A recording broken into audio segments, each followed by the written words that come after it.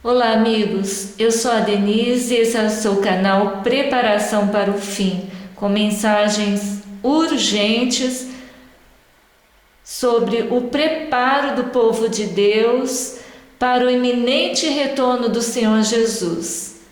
Eu gostaria, antes de mais nada, fazer uma oração. Senhor Jesus, ajuda que toda aquela que ouvir estas mensagens, Senhor, acorde para os momentos finais da história desse mundo, para o seu iminente regresso e para o seu preparo, Senhor.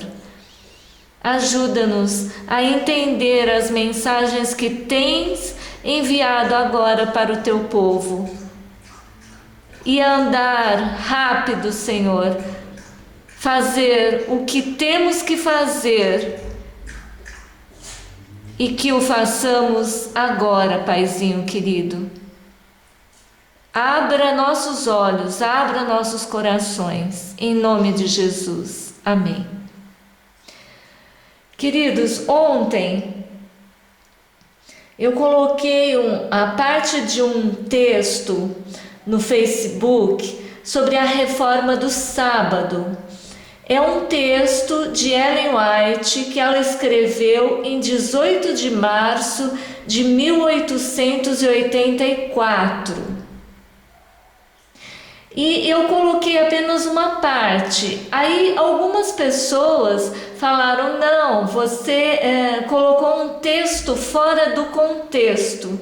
Então eu gostaria de ler esse texto integralmente, na íntegra. Só não vou ler Neemias 9, tá? Anotem aí, Neemias 9. Eu gostaria que vocês pudessem ler esse capítulo, Neemias 9, que é exatamente do que se trata esse texto aqui. 18 de março de 1884, escrito pela senhora Ellen Goldwhite, na revista Review and Herald. Qualquer um de vocês podem procurar na internet e vão achar. Nos últimos dias, nos dias de Neemias, quando os filhos de Israel trouxeram sobre si humilhação e angústia, vindo de Deus, desconsiderando a sua lei, às vezes sentiam que Deus os havia esquecido. O Senhor mostrou às pessoas rebeldes que eram dependentes dele por prosperidade e segurança, que seu olho estava sobre eles.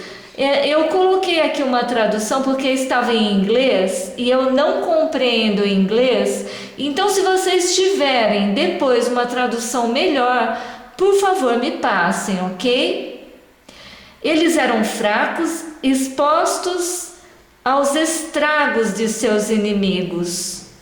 No entanto, eles eram os guardiões da adoração do Deus verdadeiro e deveriam preservar o conhecimento da sua lei até o príncipe da paz chegar.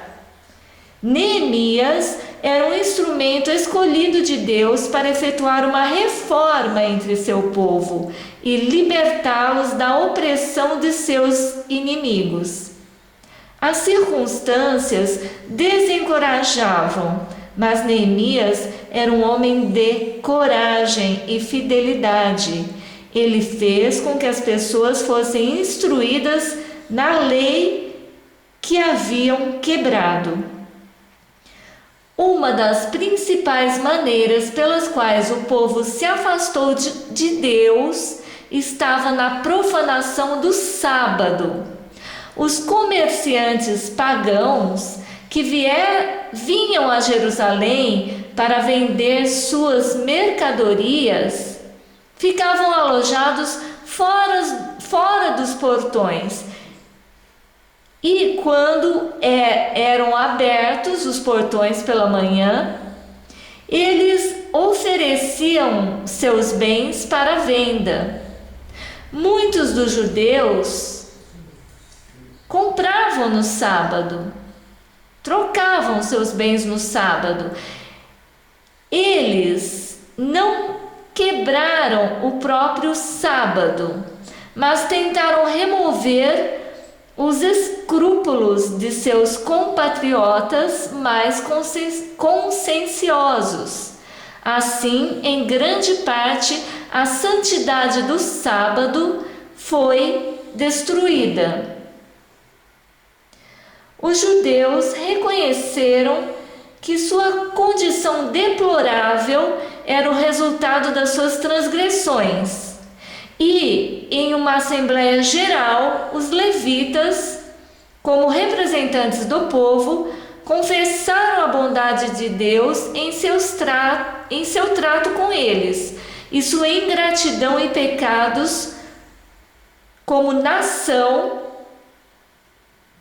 e imploraram diante de Deus: agora, portanto, nosso Deus, o grande, o poderoso e Deus terrível, que mantém a aliança e a misericórdia,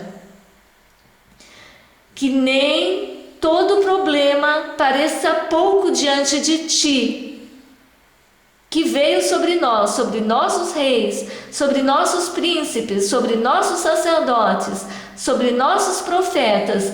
E aqui, irmãos, ela faz uma transcrição de parte de Neemias capítulo 9. É por isso que eu citei que vocês, por favor, leiam Neemias capítulo 9. E ao final diz aqui: e na terra que tu tens dado diante de nós, eis que somos servos nesse dia, e para a terra de nossos pais. Irmãos, eu vou ler aqui o final de Neemias 9, porque aqui a tradução não foi muito boa, então eu vou ler aqui o final de Neemias. Neemias capítulo 9. Neemias foi aquele que ajudou a restaurar os muros de Jerusalém. E hoje, meus amados, cada um de nós é chamado para ser um Neemias também. Neemias dos tempos modernos. Neemias está ali após o livro de Esdras. Eu vou ler os versículos finais do capítulo 9 de Neemias. Verso 33: porque tu és justo em tudo quanto tem vindo sobre nós, pois tu fielmente procedestes, e nós perversamente. Os nossos reis, nossos príncipes, nossos sacerdotes e nossos pais não guardaram a tua lei, nem deram ouvidos aos teus mandamentos e aos teus testemunhos que testificaste contra eles. Pois eles no seu reino, na muita abundância de bens que lhe destes, na terra espaçosa e fértil que puseste diante deles, não te serviram, nem se converteram de suas más obras. Eis que hoje somos servos, e até na terra que destes a nossos pais para comerem o seu fruto e o seu bem, eis que somos servos nela. Seus abundantes produtos são para os reis que puseste sobre nós, por causa dos nossos pecados, e segundo a sua vontade, dominam sobre o nosso corpo e sobre o nosso gado. Estamos em grande angústia. Estamos em grande angústia. Por causa de tudo isso, estabelecemos aliança fiel e o escrevemos. E selaram-na os nossos príncipes, os nossos levitas e os nossos sacerdotes. Continuando, queridos, aqui diz o seguinte, no texto que Ellen White, a irmã White, escreveu: tendo sofrido castigo por seus pecados e reconhecido a justiça de Deus em seu trato para com eles, eles concordaram em obedecer a sua lei. E o que poderia ser uma aliança segura e preservada em uma forma permanente foi escrita, e os sacerdotes, levitas e príncipes selaram-na. Eles tinham um conhecimento claro das reivindicações de Deus e do caráter do pecado. E sabiam o que tinham de fazer. Ver e entender e agir. E aí ela continua dizendo: precisamos de Neemias em 1884, quando ela escreveu que despertará o povo para ver o quanto eles estão afastados por causa de suas transgressões. É hora de todo mundo cristão pesquisar as Escrituras por si mesmo, pois nos púlpitos de toda a nossa terra a lei de Deus é anulada por preceito e exemplo. O poder papal pensou em mudar a lei de Deus, instituindo um sábado para o mundo, que na verdade sabemos que é o domingo, né? E a igreja cristã, aliás, o poder papal pensou em mudar a lei de Deus, instituindo um sábado para o mundo e a igreja cristã. E esse sábado espúrio é exaltado e reverenciado, enquanto o sábado de Jeová é pisoteado sob os pés profanos. Mas o Senhor degradará sua lei para atender o padrão dos homens? Será que ele aceita uma instituição criada pelo homem no lugar do sábado que ele santificou e abençoou? Não. A conveniência ou o lucro dos homens não substitui as reivindicações de Deus, pois ele é um Deus zeloso. Ele não altera seus preceitos para satisfazer os desejos ambiciosos e cobiçosos. Assim diz o Senhor, deve ser suficiente para resolver toda controvérsia. Aquele que instituiu o sábado nunca o mudou para um dia comum. Ele descansou em um dia definitivo e abençoou e santificou um dia definitivo. É o que diz definitivo, um dia que não muda, imutável. Eu acho que seria uma tradução melhor, um dia imutável. Ele exige que a família humana observe este dia imutável. Toda parte do plano de Deus será perfeitamente executada. Satanás interferiu e tentou frustrar isso, mas não há mudança na lei de Deus. A posição que Deus abençoou e santificou uma sétima parte do tempo, e nenhum outro dia em particular, olha aqui, Muitos têm uma posição que Deus abençoou e santificou apenas uma sétima parte do tempo, e nenhum dia em particular. Muitos creem assim, não é? Só que ela diz aqui que isso é um dos dispositivos de Satanás. Por este meio, ele confundiu tanto a mente de muitos que consideram o santo dia de descanso de Deus como não possuindo nenhum caráter sagrado e especial. E porque o mundo faz isto, eles se sentem livres para deixar de lado, o sábado. E selecionar um sábado, o sábado espúrio, o sábado que Deus não ordenou, irmãos, que é o domingo, tá? Eles selecionam um sábado que se adapte à sua conveniência. E os professos ministros do Evangelho asseguram às congregações que isso está certo. Aqueles que estão conscientemente observando o sábado original são chamados hereges, fanáticos, iludidos. Mas quem é assim considerado à vista de Deus? A quem ele repreende? A quem ele repreenderá e punirá?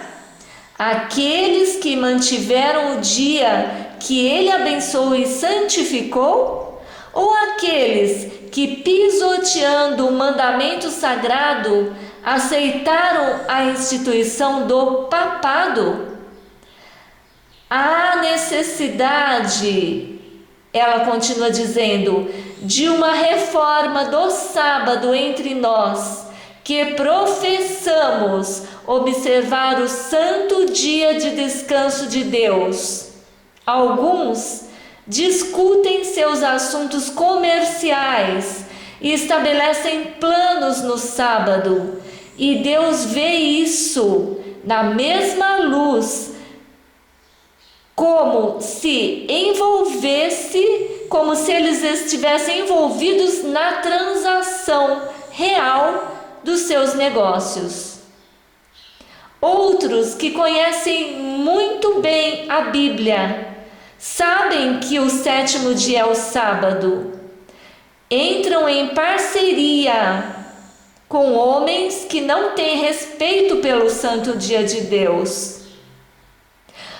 Um guardião do sábado não pode permitir que homens em seu emprego, pagos pelo seu dinheiro, trabalhem no sábado.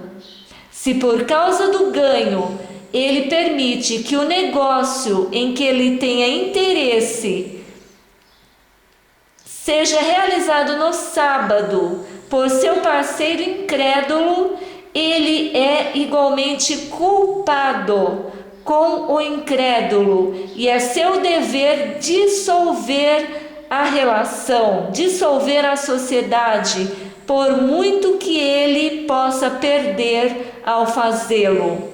Os homens podem pensar que não podem se dar ao luxo de obedecer a Deus, mas eles não podem se dar ao luxo de desobedecê-lo. Aqueles que são descuidados em sua observância do sábado sofrerão grandes perdas. O Senhor tem uma controvérsia com seus professos fiéis nesses últimos dias. Notem, nessa controvérsia, os homens em cargos responsáveis tomarão um curso diretamente oposto ao seguido por Neemias. Eles não só ignorarão e desprezarão, aqui está no tempo presente, eles não somente ignoram e desprezam o próprio sábado, mas tentarão mantê-lo aos outros, enterrando-o sob o lixo do costume e da tradição. E aqui ela continua dizendo: nas igrejas, em grandes encontros ao ar livre, os ministros alertarão as pessoas sobre a necessidade de manter o primeiro dia da semana. É esse mais ou menos o trecho que eu coloquei no Facebook ontem à noite. E ela continua dizendo: nas igrejas e em grandes encontros ao ar livre, os ministros alertarão as pessoas sobre a necessidade de manter o primeiro dia da semana. Há calamidades no mar e na terra, e essas calamidades aumentarão, um desastre após outro. E o pequeno povo consciente, porque não são muitos, são poucos, serão apontados como aqueles que estão trazendo a ira de Deus sobre o mundo por seu desrespeito ao domingo. Satanás pede essa falsidade para que ele possa levar o mundo cativo. É seu plano obrigar os homens a aceitar erros. Ele participa ativamente da promulgação de todas as falsas religiões e não vai parar em nada em seus esforços para impor doutrinas errôneas. Sob o manto de zelo religioso, os homens, influenciados por seu espírito, inventaram as torturas mais cruéis para seus semelhantes, infligiram os mais terríveis sofrimentos sobre eles. Satanás e seus agentes ainda têm o mesmo espírito, e a história do passado será repetida em nossos dias. Há homens que estabeleceram suas mentes e vontade na obra de realizar o mal. Nos recessos escuros de seus corações, eles resolveram os crimes que cometerão. Esses homens estão se enganando. Aqui diz autoenganados. Eles rejeitaram o grande domínio direto de Deus e em seu lugar erigiram um padrão próprio.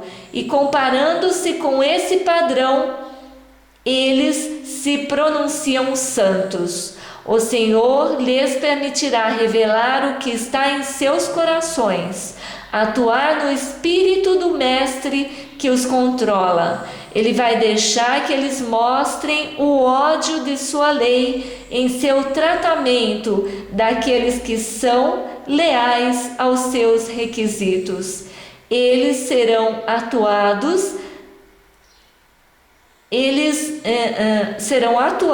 pelo mesmo espírito religioso que provocou a multidão que crucificou a Cristo.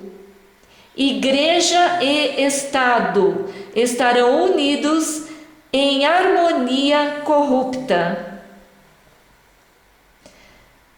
A igreja de hoje seguiu os passos dos judeus, que deixaram de lado os mandamentos de Deus por suas próprias tradições.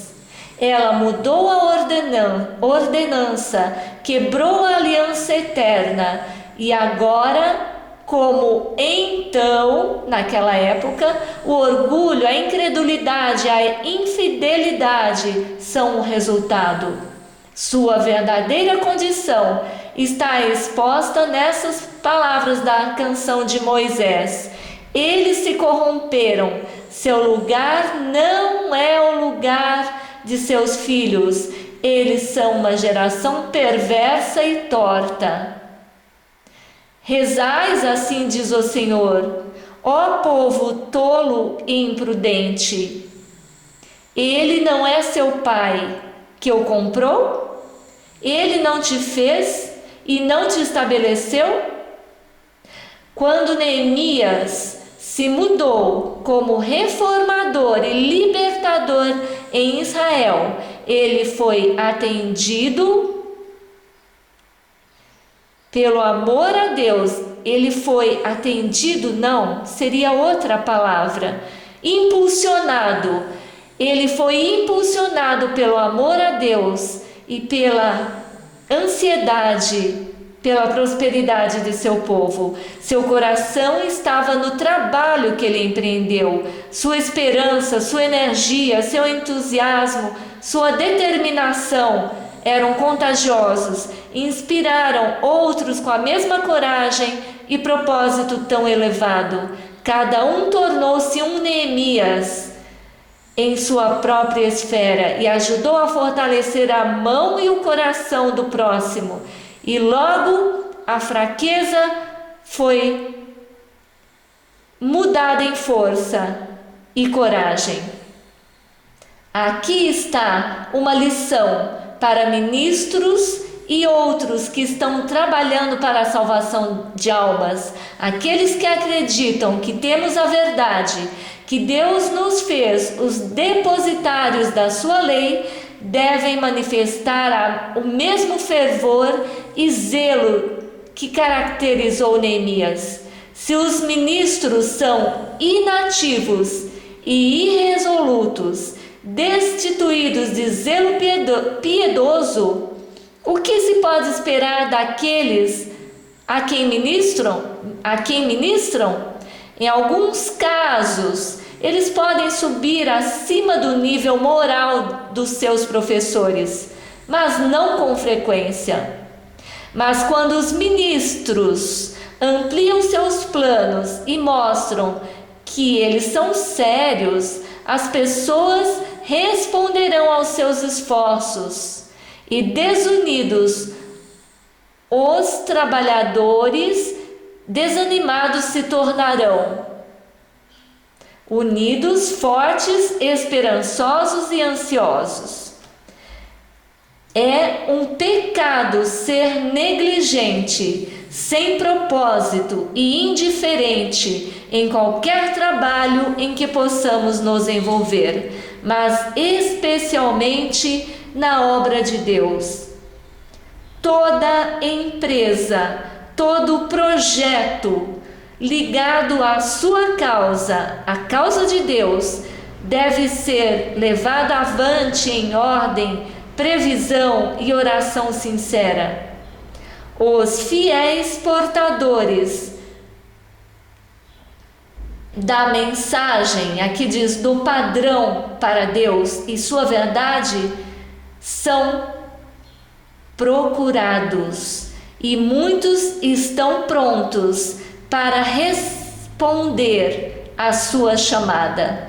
À medida que estes veem a iniquidade e a violência que existem em consequência de anular a lei de Deus, eles verão maior razão do que nunca para reverenciar esta lei e apreciarão suas influências justas e restritivas. O desprezo e a injúria aumentam seu amor pelos preceitos de Jeová. Glória a Deus, aleluia. Com Davi eles dirão: é hora, Senhor, de trabalhar, porque eles anularam a tua lei. Por isso amo os teus mandamentos acima do ouro, sim, acima do ouro fino. Amém, meus queridos. Glória a Deus, aleluia. Levantemos o santo dia de sábado.